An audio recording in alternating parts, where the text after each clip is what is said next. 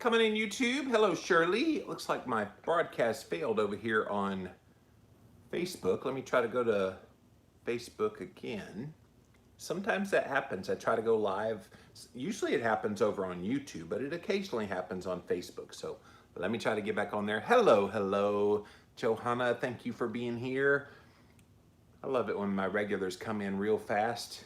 You make me feel special. All right, let's see if I can get this bad boy going.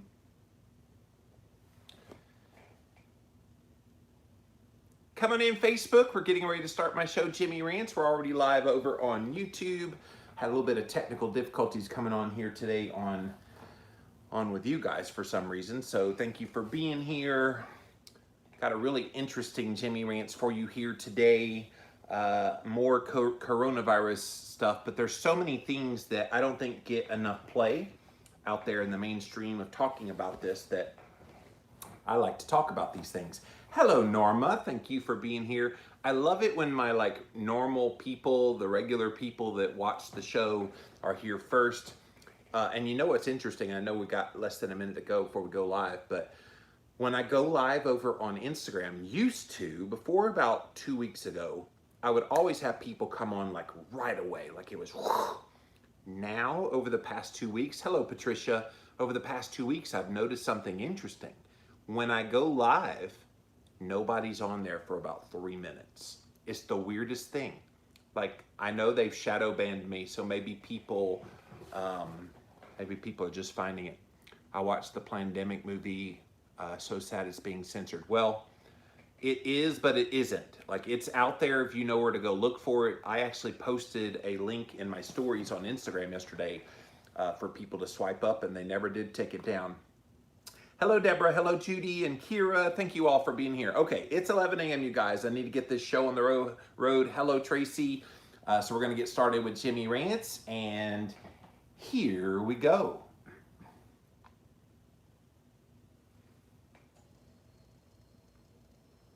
Could previous exposure to the common cold coronavirus be offering protection for COVID-19? Find out here today on Jimmy Rants. Click on that little box down there in the corner. It'll take you straight to IGTV for today's episode. JimmyRants.com is the website, and as always, engage live in the content. You got to go follow me. It's right here on Instagram. I am at Livin' Low Carb Man, LIVINLOWCARBMAN. Once you're there, engage live. We are here Monday through Friday at 11 a.m. Eastern Time, so always, just assume I'm going to be going live at 11 a.m. So thank you guys for being here today. We also simulcast over here on my Facebook page. So thank you guys for being here today. We also simulcast on my YouTube stream. So thank you all for being here today on Jimmy Rants. If you missed the live, you can watch it on replay right here on Instagram. It goes right up to IGTV right after the show is over. So go check it out as soon as the show is over. You can see it and see it on demand on IGTV. You can also see it on demand over on YouTube. Just type in a keyword Jimmy Rants. You'll find the show. If you want to go directly to my channel, it's youtube.com/livinlowcarbman. And by the way, we have a bonus episode over there today. So Jimmy Rants bonus episode is today's episode of Real Talk, my podcast that airs on Thursdays.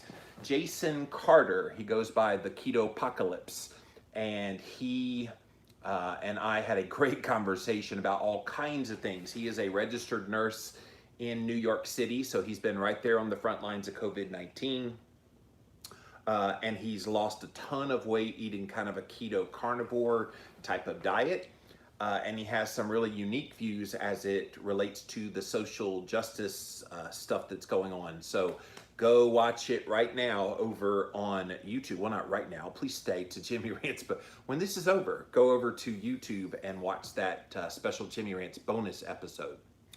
And then finally, pop on over to JimmyRants.com. It's the official website for this show. And you can see all the past episodes while you're there. And if you like what I do here, you can support my work. I definitely have shifted over, you guys, to doing basically all viewer and listener supported. So if you guys love what I do, please support me. Some people have said, I want to give a one-time donation, so we have a PayPal link at JimmyRants.com for that. and then others want to support on a monthly basis. So we do have a Patreon page if you want to go support that. Patreons we already have. Next week's episodes are already up there for you to go watch. Dr. Ben Bickman and one other. It's Rob Frankfurt who came up with an entrepreneurial kind of thing for helping keto companies kind of get off the ground. So go watch those if you are a Jimmy Rants Patreon supporter. Okay, so thank you for being here today. I have some interesting things to share today because this week's bonus episode of, or the best of episode, excuse me, of Jimmy Rants that aired on the Living La Vida Low Carb show, I've gotten a lot of great feedback from it because it was in that episode, and you'll recall, those of you that watch regularly, you'll recall it was several weeks ago that I did this whole Jimmy Rants all about T cells and how a lot of people aren't showing the antibodies because their T cells in their immune system helped to beat back COVID-19 without producing any antibodies, and the person never had any ill effects in their health or minimal ill effects in their health. So they told me, did you know there was research a couple of years ago that showed how you boost T cell production simply through the act of chewing? And I was like, what? So I looked it up. I found the study, you guys. This is going to be really fascinating for those of you trying to boost your immune system because of COVID-19 and wanting to put yourself in the best possible position. Listen to this study. Research finds that chewing food can trigger the oral release of Th17 cells. That's a type of immune cell that can help to protect against infection. Chew your food. It's a phrase likely to have been heard many times during your childhood, and in this study, you would be wise to be taking that advice because researchers found that the simple act of chewing food prompts the release of an immune cell that protects you against infection. This study was published in the journal Immunity. This was from 2017, by the way. It found that chewing food, otherwise known as mastication, can stimulate the release of T helper 17 cells in the mouth. These Th17 cells form a part of what's called the adaptive immune system, which uses specific antigens to defend against potentially harmful pathogens while enduring the friendly bacteria that can be beneficial to health. So the study team was led by Dr. Joanne Conkle of the University of Manchester in the UK. In the gut and the skin, Th cells are produced through the presence of friendly bacteria. However, the researchers did note that the mechanism for why this helps is unclear. So that's interesting to note. Dr. Conkle and her colleagues note that the mechanical force required by chewing your food leads to a physiological abrasion and damage in your mouth. Did you think about that? Like when you chew, like sometimes you'll bite the side of your cheek or you'll bite your lip or you bite your tongue. And that's an obvious abrasion and damage in the mouth. But did you know when you chewed, you actually created this kind of damage in your mouth? So with this in mind, the team set out to investigate whether such damage might play a role in the T cell production. The researchers came to their findings by feeding weaning mice soft-textured foods, which required little chewing, until they reached 24 weeks of age. Then at 24 weeks, the release of T cells in the rodent's mouth was measured.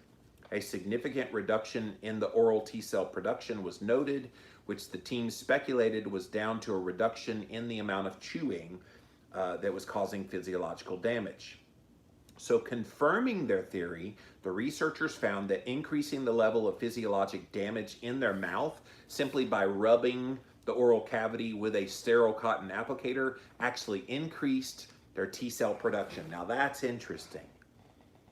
Now, I'm not recommending this. Please do not take this and go try this at home, but I wonder if we could boost our own T cell production. Obviously, they're going to conclude here by chewing more when you eat your food, but by taking some kind of action to create abrasions in the mouth. Now that sounds so wackadoodle, right? Like I'm not recommending this, but I'm just thinking out loud here. If they're finding that that induces a T cell production, which could help to fight off an infection like COVID-19, Why would we not consider it? Again, I realize it's a little out there. I'm not recommending it. Dr. Conkle and his colleagues believe that these findings indicate that chewing food can actually protect you against illness. The immune system performs a remarkable balancing act at barrier sites such as the skin, mouth, and gut. It fights off harmful pathogens while tolerating the presence of normally friendly bacteria. Our research shows that unlike other barriers, the mouth has a different way of stimulating Th17 cells, not by bacteria, but by simply chewing, and the chewing process that creates abrasions in the mouth, which then stimulates the T cell production. Therefore, it's this chewing that can induce a protective immune response in our gums. Fascinating, right? So there are some downsides that they noted to this. They caution that increasing oral T cell production may not always be beneficial. Too many of these cells can actually raise your risk of periodontitis, or gum disease, which has been associated with numerous other health conditions like diabetes and rheumatoid arthritis. In their study, the team also found that long-term exposure to this damage in the mouth can exacerbate the gum disease. They came to this finding by feeding weaning mice hardened food for up to 24 weeks. Compared with the mice that were fed soft food, the mice fed hard food showed more damage, more physiological damage in their mouths, and an increased risk of periodontal bone loss. Still, they believe that their findings could lead to new strategies to combat an array of illnesses, because it's the inflammation in the mouth that is linked to the development of diseases all around the body. But understanding the tissue-specific factors that regulate immunity at the oral barrier could eventually lead to new ways to treat multiple inflammatory conditions. I think what they're saying is it's the whole not too hot, not too cold, just right. You know, that whole thing that is important here.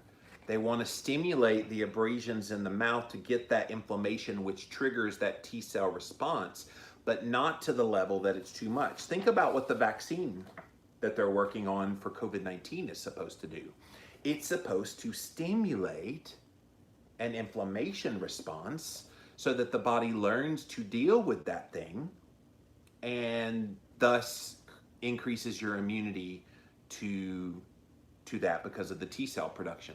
Really fascinating. I was really appreciative to that Facebook follower who sent that information to me and said, hey, go look up that study. And so, fascinating study, but it goes along with what I'm going to talk about here today. And if you're just joining us, yes, there is a lot of really interesting things coming out as it relates to COVID-19. Now, I knew this would happen when we started going down this path of this coronavirus, and researchers started getting their grubby hands on testing some of these things and looking at these things a little bit deeper.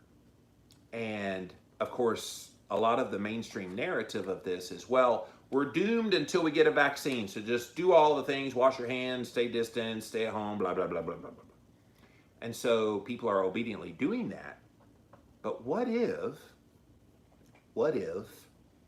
previous exposure to other coronaviruses? Let's not pretend like COVID-19 is the first coronavirus on the block. We have been exposed to coronaviruses our entire lives. The common cold is a coronavirus. The seasonal flu is a coronavirus. And COVID-19 is a coronavirus. Yes, they're all different strands, all different kinds. But now researchers are looking into, what about your exposure to these previous coronaviruses, offering up protection now for COVID-19. And maybe this explains why there are so many asymptomatic people who get COVID-19 and they don't see any symptoms whatsoever, and yet they got it and their body dealt with it primarily through the T cells. So there's no antibodies that show up. T cells did their job, took care of this problem, and everything was cleared. And you survived COVID-19. So let me get into this story. This was published in the Washington Post. 40% of people with coronavirus infections have no symptoms at all. Might they be the key to ending the pandemic? New research suggests that some of us may actually be partially protected due to our past encounters with common cold coronaviruses. During its 7-month global rampage, the coronavirus has claimed more than 700,000 lives. But Gandhi began to think the bigger mystery might be why it has left so many more practically unscathed. What was it about asymptomatic people as it relates to COVID-19 who lived or worked so closely to others who feel severely ill that protected them? Did the dose of their viral exposure make a difference? Was it genetics, or might some people already have some kind of a resistance to the virus contrary to our initial understanding? And this is what made me mad when all of this went down. Everybody started looking at, from the public health officials standpoint, everybody started looking at models, and they created these models of the number of cases that would happen and the number of people that would die from it. They were just models. They were models based on really no data whatsoever. It was just guessing. Well, the guessing is what actually made us all go into lockdown. You'll recall, we need to flatten the curve so we don't have the however many deaths they were saying that there was going to be millions of deaths, and we never got anywhere close to that. But that was the original guesstimation. Well, now that we've had a little more time pass and we've been able to observe the people that are asymptomatic versus the people who get symptoms versus the people that die, we kind of have a nice little kind of looking at this a little deeper. So the efforts to understand the diversity in the illness are finally beginning to yield results, raising hope that the knowledge will help accelerate the development of not just vaccines, but also therapies, or possibly even create new pathways towards reaching herd immunity, in which enough of the population develops at least a mild version of the virus that they block further spread and the pandemic ends. Here's the thing. We have no idea how close we are to herd immunity, because all the people whose T cells, which again is a part of your immune system, whose T cells have dealt with COVID-19, and you might have felt a little bit of symptoms and it was gone, or you felt nothing at all, but you never got to the point where you even had to go seek medical attention. What if there's enough of those kinds of people out there that we're really close to herd immunity? Makes kind of the talk about vaccines a little bit ridiculous, doesn't it? Especially when the death rate is still 0.03. And the more cases that are done and people aren't dying, that rate will continue to go down. And so at this point, it's really interesting that they're looking into this to see how close we are to herd immunity. Because if we have all these people walking around wearing a mask and doing all the things to protect each other, what if they're already protected because they've already had it and their T cells took care of it, and they're the asymptomatic people that already had COVID and it was a whole lot of nothing for them? A high rate of asymptomatic infection is a good thing, according to Gandhi, who is an infectious disease specialist at the University of California at San Francisco. What is this person's name? They just say Gandhi. They don't give any first name. So, all right, Gandhi, there you go. The coronavirus has left numerous clues for us. The uneven transmission in different parts of the world, the most mild impact happening on children. Perhaps much more tantalizing is the unusually large portion of infected people who had no symptoms at all. The Centers for Disease Control and Prevention last month estimated that could be about 40%. But they don't know. How do you know that it's 40%? Like, you can't test for T cell production. It's incredibly difficult to get to that without, and I mentioned this a few weeks back on that Jimmy Rants I did about T cells. It's incredibly difficult to test for T cells. It requires a biopsy, and it's very difficult to get to, so people wouldn't put themselves through that. All we're relying on now is coronavirus testing, and we're also relying on antibody testing. But you're missing all of these asymptomatic people, which the CDC even admits is upwards of 40%, but it could be 60%. It could be 70%. We don't know. And then you add on top of that all the diagnosed people, the people who actually got COVID-19 and recovered from it, which we know is 99.7% of the people who get it. Are we actually closer to herd immunity than they even want us to know? And that's the thing that is compelling to me, is they keep wanting us to do all these things to prevent herd immunity, but what if we're this close and all it takes is just a little bit of deliberate interaction with one another and we're there? Now the problem with that is there will be people that will die. There will be people that will get sick. I think if you feel like you're in the susceptible category, then stay home. Don't go out. If you feel that fearful of this virus, then stay home. The rest of us are actually going to live our lives, and we're not going to be in fear over a virus when it's been found to be not really that big a deal in the overwhelming majority of people. Again, I'm going to give this caveat. I'm sorry if someone in your life has been impacted by this, or if, God forbid, someone has died in your close proximity. I get the connection to that, and I'm not trying to minimize that. That's real for you.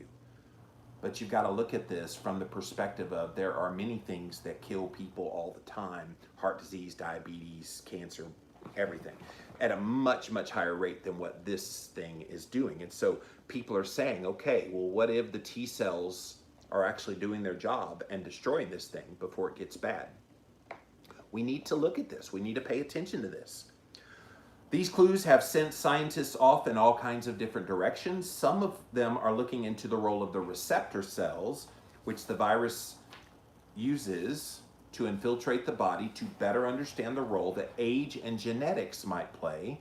Others are looking into face masks and whether they may filter just enough of the virus so that those wearing them have milder cases or no symptoms at all. So they're theorizing, okay, the reason some people are asymptomatic or mild symptomatic is because the viral load isn't that bad because they're wearing a mask. Now remember, they've told us wear a mask so you don't infect other people, but it's actually being looked at as a protective measure for the person wearing it. The theory that has generated the most excitement in recent weeks, that some people walking among us might already have immunity. That is a really good theory. And listen to this.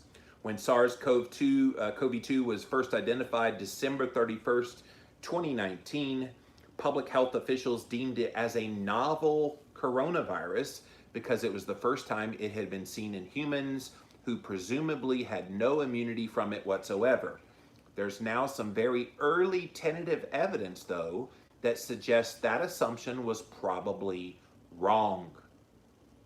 One mind-blowing hypothesis that's bolstered by a flurry of recent studies is that a segment of the world's population may actually have partial protection because of their memory T cells, the part of the immune system trained to recognize specific invaders. This could originate from cross-protection derived from standard childhood vaccines, or, as a paper published recently in Science suggested, it could trace back to previous encounters with other coronaviruses, such as those that cause the common cold. So let's say last year, you got a common cold.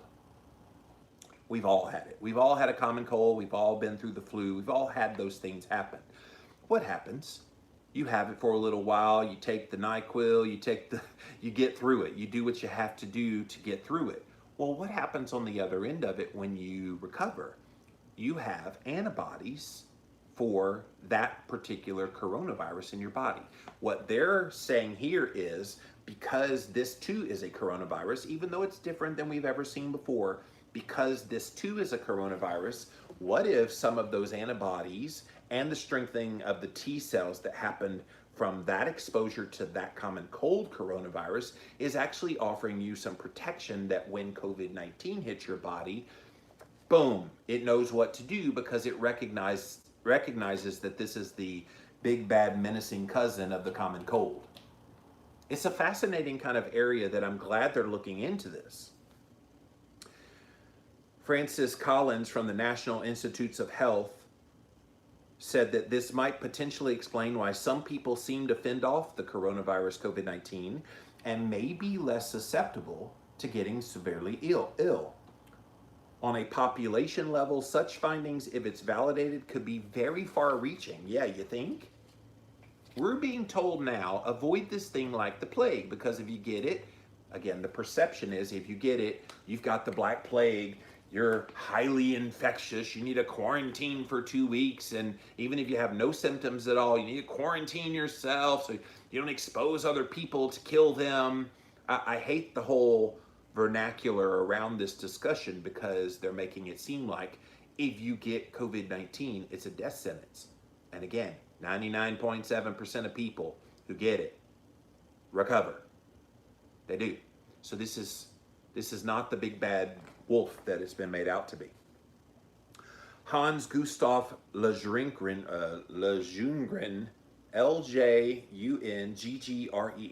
Swedes have such funky names. A researcher at Sweden's Karolinska Institute and others have suggested that public immunity to the coronavirus could be significantly higher than what has been suggested by previous studies.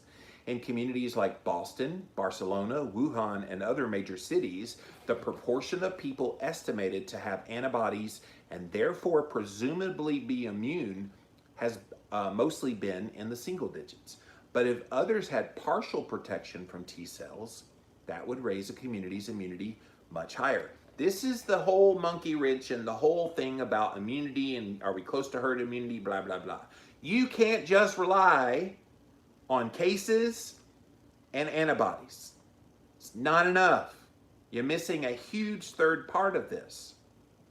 And I'm thinking that if we have a lot of people who had a little something happen to them, don't forget, I've been recently, I had that feeling of really fatigue and extremely tired and just, it was weird. And that was just last week.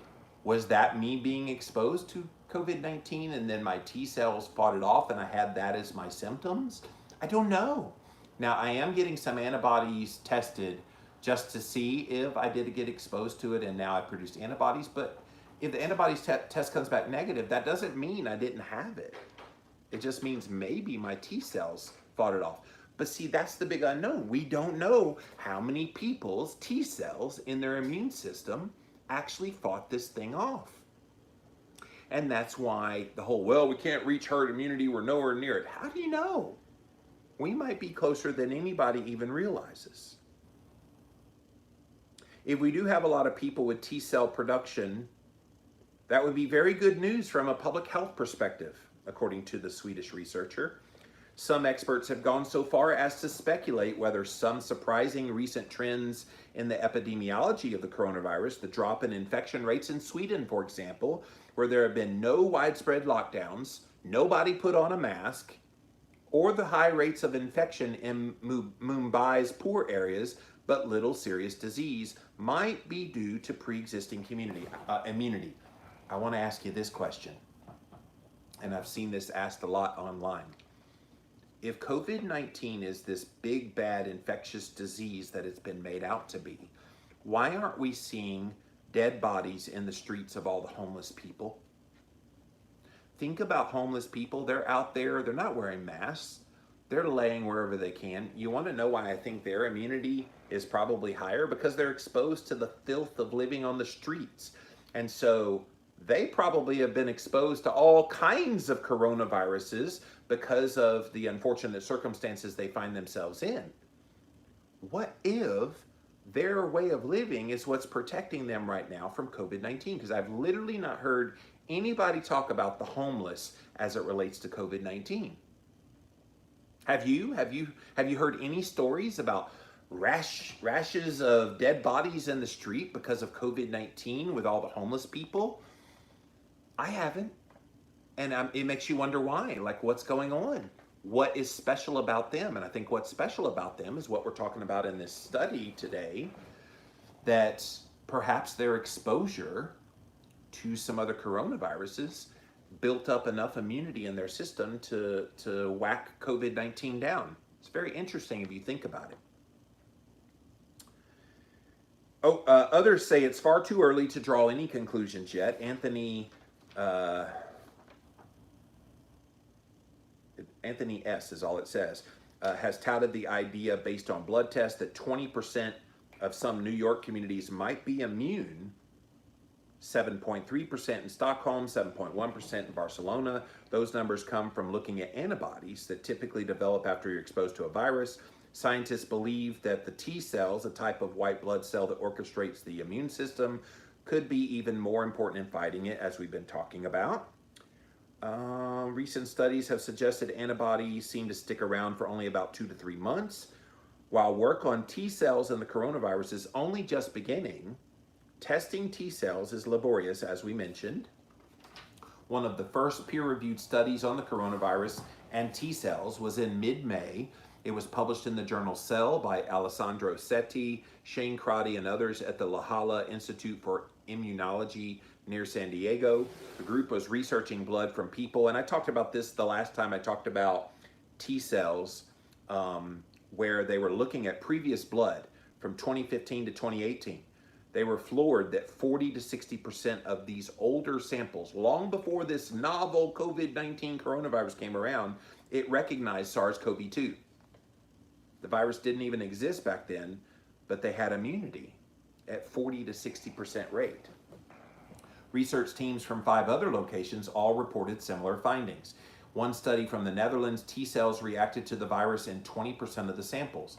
Germany, it was 34%. Singapore, 50%.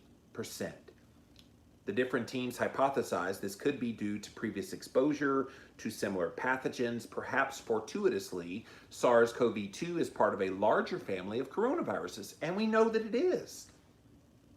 So, could your body, having fought off some previous coronavirus, be offering protection now because your body has the T cells that can do what they're supposed to do to fight off infection? 2 of them, with SARS and MERS, are deadly, led to relatively brief and contained outbreaks. 4 other coronavirus variants, which cause the common cold, circulate widely every year, but typically result only in mild symptoms. They call them the lesser evils of SARS-CoV-2. This week, Setti and others from the team reported new research in Science providing evidence that T cell responses may derive in part from memory of common cold coronaviruses. The immune system is basically a memory machine. It remembers and fights back stronger, and that's important to remember here. If your body has fought off a really bad cold, you should be very happy you had a really bad cold previously. Because what that did was it told your body, okay, when this foreign invader comes into your body, here is how you handle it, okay? So it gained wisdom from that, and now it remembers that. So when SARS-CoV-2, COVID-19, enters your body and the cytokine of a storm of inflammation starts to begin, your immune system says, we've seen this before. Your snotty-nosed little brother was here before. Well, now you're the big boy. Come here. Come here. We know how to handle you. And it handles it. And this could explain why some people are able to fight off COVID-19 asymptomatically. Their bodies know what to do. Interestingly, the researchers noted in their paper the strongest reaction they saw was against the spike proteins that the virus uses to gain access to the cells, suggesting that fewer viral copies get past all these defenses. In other words, before it even gets to your blood system, your immune system is going, bang, bang, bang, bang, bang, bang. Fight that thing, and it doesn't even let it get into your body. That's why you're asymptomatic. The current model assumes you are either protected or you're not. It's a yes or no thing. But if some people have some level of some kind of pre-existing immunity, that might suggest it's not a switch, but more it's continuous. It's good stuff. Nearly 2,000 miles away at the Mayo Clinic in Minnesota, Andrew Badley was zeroing in on the possible protective effects of a vaccine, teaming up with data experts from Inference, a company that manages clinical data. He and other scientists looked at records from 137,000 patients treated at the health system to look for a relationship between vaccinations and the coronavirus infection. They knew that the vaccine for smallpox, for example, had been shown to protect against measles and whooping cough. Today, a number of existing vaccines are being studied to see if any of them could actually provide cross protection against COVID-19. the results have been intriguing. 7 different types of vaccines were given 1, 2, or 5 years in the past were associated with a lower rate of infection from COVID-19. 2 vaccines in particular seem to be a lot stronger in their link. People who got a pneumonia vaccine in the recent past appeared to have a 28% reduction in coronavirus risk. Those who got the polio vaccination had a 43% reduction in their risk of COVID-19. Vinky Soundarajan, the chief science officer at Inference, remembers when he first saw how large the reduction appeared to be, he immediately picked up the phone and says, "Is this even possible?" And I wonder, this research is public knowledge. I'm talking about it here today on Jimmy Rants. Do the people that are actually working on the vaccine for COVID-19, are they hearing this? Are they seeing these results? Are they thinking about the T cell and the production? We need to be asking these questions as these vaccines are being developed. And there's so many of them being worked on, so many different kinds being offered up. And they're all looking at it from a different mechanistic standpoint. I don't think we need to rush a whole bunch of different ones and let's just guinea pig everybody on these. Let's see what actually is working, if we need one at all. The team looked at dozens of other possible explanations for the differences. They adjusted for geographic incidence of the coronavirus, demographics, comorbidities, even whether people had mammograms or colonoscopies, under the assumption that people who got preventative care might be more apt to be socially distancing. But the risk reduction was still large. This surprised us completely, said the researchers. Going in, we didn't expect anything, or maybe 1 or 2 vaccines would show a modest level of protection. This study was only observational and cannot show a causal link, but Mayo researchers are looking at a way to quantify the activity of these vaccines on the coronavirus to serve as a benchmark for the new vaccines. They are consulting Moderna, which is one of the leading vaccine the companies that are looking at being used for the COVID-19 vaccine. If existing vaccines appear as protective as new ones under development, they could change the whole world's vaccine strategy. So whatever your belief is about vaccines, the fact that they're finding that the people that were recently injected with these previous vaccines, and they're seeing a huge amount of protection against COVID-19, that should be informative. It should also be informative that if those who had the vaccines for these other things means they've been exposed to those other coronaviruses, then just anybody who's been exposed to a coronavirus and your body was able to fight it off, you may have that same kind of protection against COVID-19, which would logically explain why we have a lot of asymptomatic people who get COVID-19 and don't even know it because they don't have any symptoms. Why? Because the previous exposure to other coronaviruses, most notably the common cold, is protecting them. At the NIH headquarters in Maryland, Alkis Togias has been laser focused on one group of the mildly impacted. They're looking at children. He wondered if it might have something to do with the receptor known as ACE2, through which the virus hitches into the body. We've talked about ACE2 before. In healthy people, the ACE2 receptors perform the important function of keeping blood pressure stable. The novel coronavirus latches itself to the ACE2 where it replicates. Pharmaceutical companies are trying to figure out how to minimize the receptors or trick the virus into attaching itself to a drug so it doesn't replicate and go through the body. So what they wanted to know in this research, if it's possible that children naturally express the receptor in a way that makes them less vulnerable to COVID-19. He said recent papers have produced counterintuitive findings about one subgroup of children, those who have a lot of allergies and asthma. The ACE2 receptors in those children were diminished. And when they were exposed to an allergen like cat hair, the receptors were further reduced. Those findings, combined with data from hospitals, show that asthma did not seem to be a risk factor for the respiratory virus as expected. And that was intriguing to the researchers. We are thinking allergic reactions might protect you by downregulating the receptors. It's only a theory. So today, they're looking at how those receptors seem to be expressed differently as people age. They have 2,000 US families in that study. By comparing those differences in immune responses within families, they hope to understand the receptor's role. Separately, a number of genetic studies show variations in genes associated with ACE2 with people from certain geographic areas like Italy and parts of Asia with having distinct mutations. No one knows what significance, if any, that these differences have on the infection, but it's an active area of discussion in the scientific community. Can I tell you, I am so glad the researchers are digging deep on this, because it seems to me that in the mainstream of what we're being told as individuals out here just kind of waiting for what they're saying, there's real research happening. We're not hearing about this research, which was one reason I wanted to talk about this here today on Jimmy Rants. Is these are the kinds of stories that I think are intriguing, that we the people deserve to hear about. What are they working on? What's the preliminary results? And trying to figure this thing out. I don't think this slow drum beat to a rushed vaccine is necessarily the answer.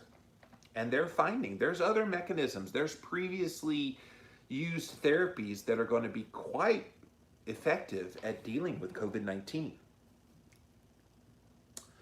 Before the pandemic, researchers specialized in HIV, that Gandhi guy, but like other infectious disease experts these days, she has spent many of her waking hours thinking about the coronavirus. And in scrutinizing the data on outbreaks one day, she noticed what might be a pattern.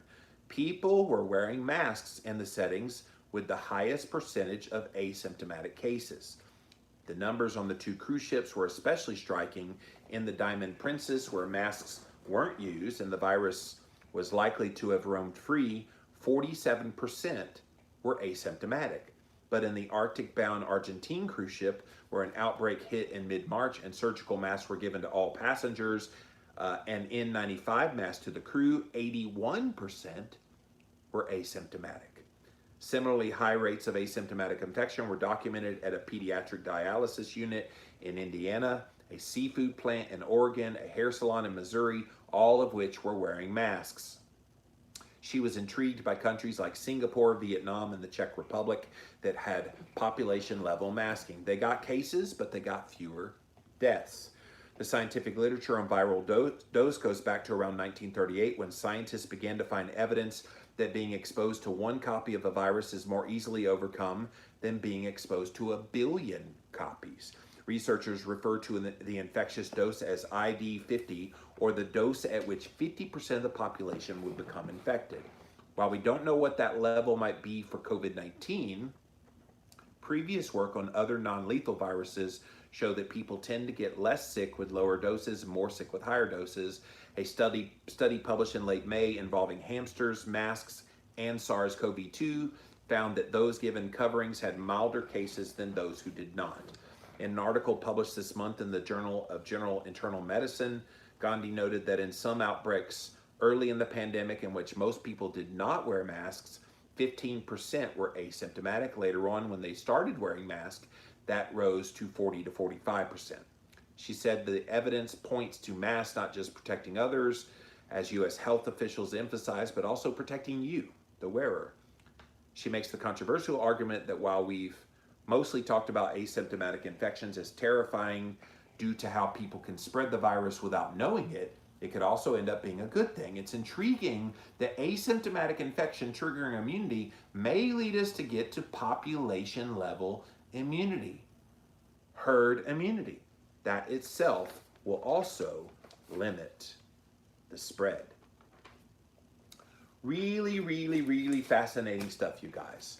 And I think the more we learn about COVID-19, the more we learn about the people that have been exposed to this virus directly and have recovered from it, or exposed to it, had the feelings, like I would hope that they could do a study somehow. I guess it would be a very subjective study, but if you felt like a little something, but it didn't rise to the level of going to the doctor. Like I said, last week, I was flat on my back Wednesday through Friday last week. I was sick, and it was just out of the blue, came out of nowhere, super duper dippity tired. I had diarrhea. I had different kind of things. Was that COVID-19? I don't know. I doubt it. There is still things called stomach bugs and other things that are out there that could have caused some of these symptoms that I had. All I know is I woke up Saturday morning and boom, I was back. But it was bad there for a few days. Was that my body fighting off COVID-19? I don't know. And if my T cells fought it off and there is no production of antibodies, there would be no test that I could do that could actually show that I had exposure to COVID-19. And again, I ask the question, if we don't know how many people are in that group where their T cells did their job, how do we know whether we're close to herd immunity or not? We don't. So perhaps you've been exposed to the common cold coronavirus or some other coronavirus that you fought off before over the past couple of years. Could that be offering you protection now for COVID-19?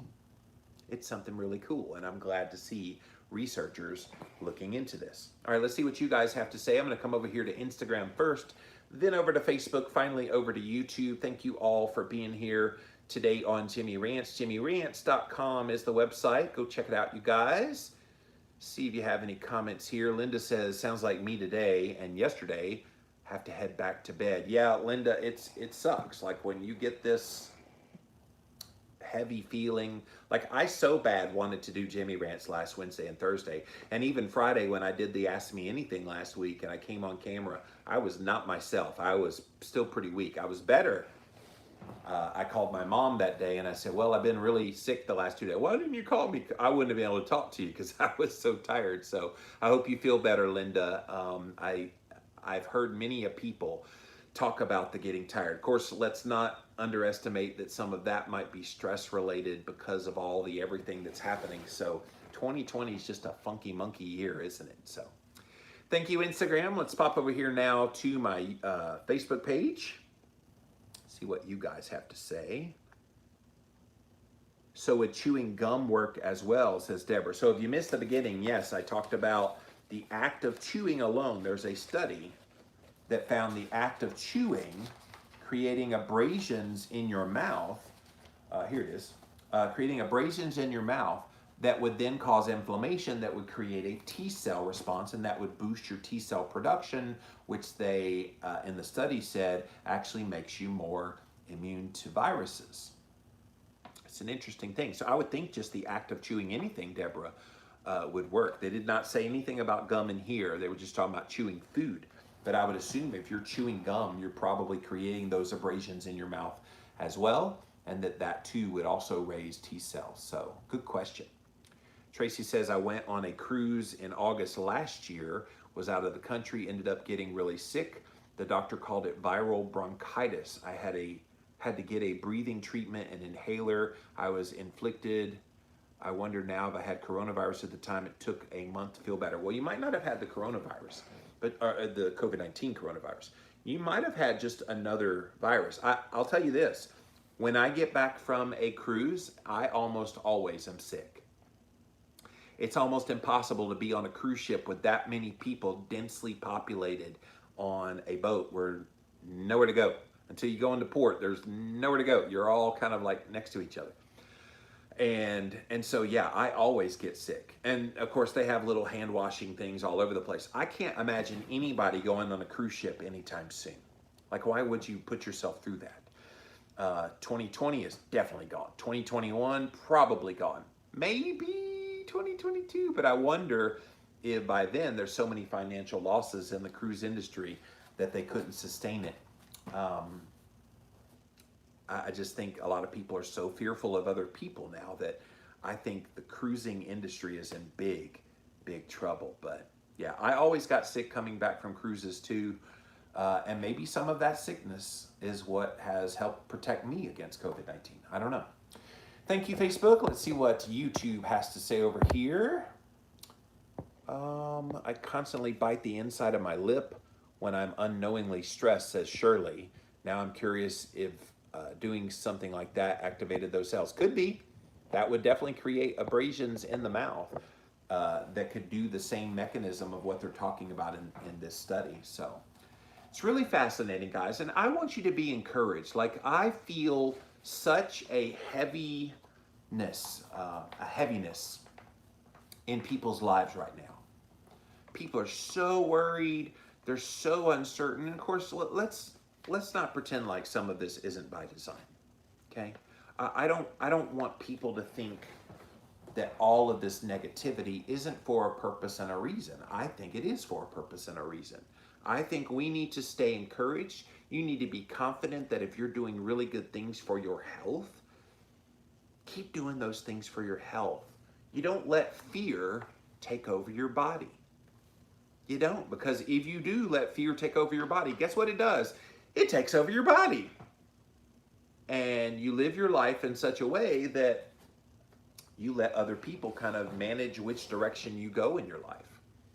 I, for one, only have one person that manages which direction Jimmy Moore goes in his life, and that's Jimmy Moore. And I want you to be empowered. We don't need discouragement. We don't need to be fearful. We need to just live proudly as who we are, being who we are, not being afraid of anything, saying what you want to say, being what you want to be. Like, can I get an amen to that? Because it's like, I feel like people are being pressured into being caught up in this whole chaos of 2020. I think we're all over 2020, and there's nothing we can do about it except just keep going through life. But this has been a very, very, very interesting time in all of our lives that I think we won't soon forget anytime soon. But man, I feel an extra burden in my heart lately to just encourage people and to tell you to be who you are and to stay true to who you are and show love and show kindness and be all the things, because this is a very, very difficult time for us. And of course, you add COVID-19, you add the race relations stuff, you add the presidential election, and then all of that is on top of all the problems in your own life. I'm going through a pretty major thing this year that even if all those other things weren't going on, it was going to be a sucky year for me.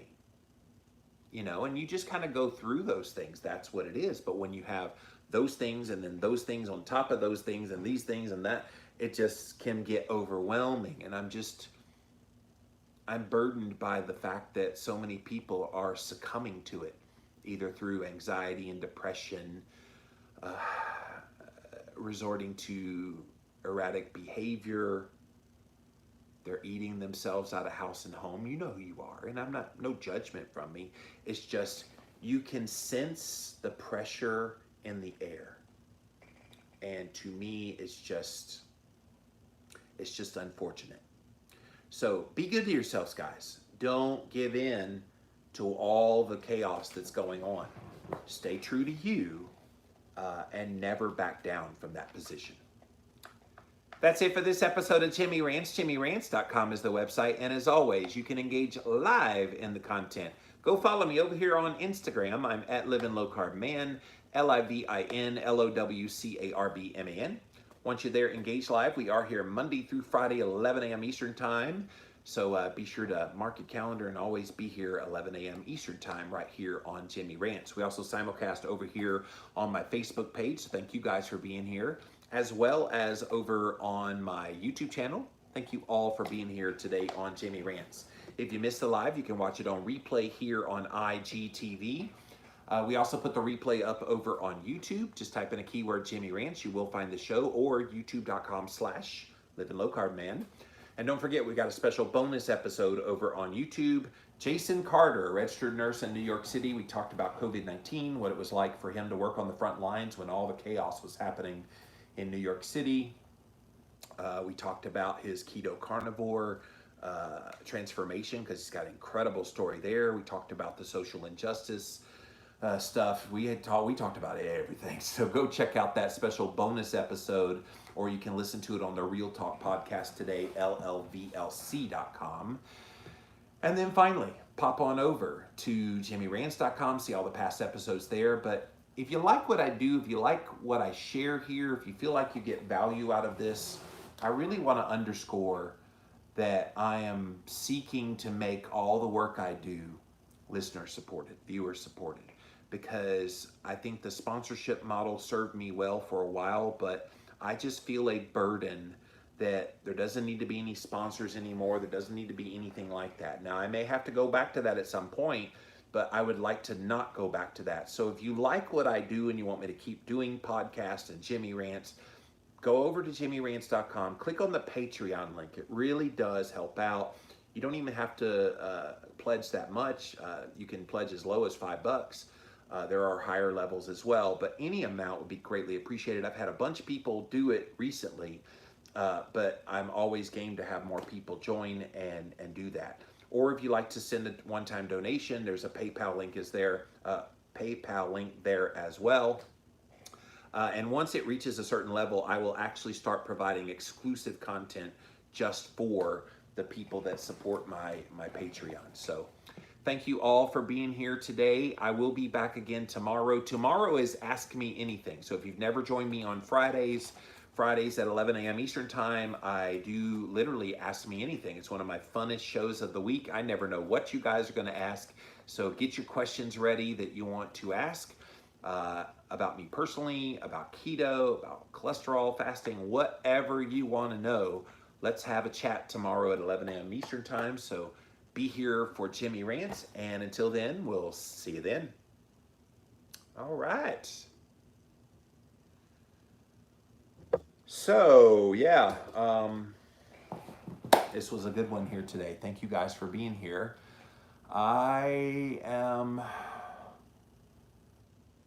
I'm not doing anything the rest of the day in terms of like interviews. I had a couple of interviews the last couple of days in the afternoon. I've got one tomorrow in the afternoon. So lately been asked to be on a lot of other people's podcasts and shows. And so that's always fun. I love sharing. The one I was on yesterday was specifically on just fasting, and they wanted to know like my experience with fasting, and obviously I wrote a book about fasting, and so we got into a lot of things. But I just love this stuff. I love being able to help people and give them information that will hopefully give them a go to care about their health. So I guess I'll keep doing that. It's a lot of fun. So let me get off of here for now. Thank you for watching. We'll see you again soon. Bye. Bye, YouTube.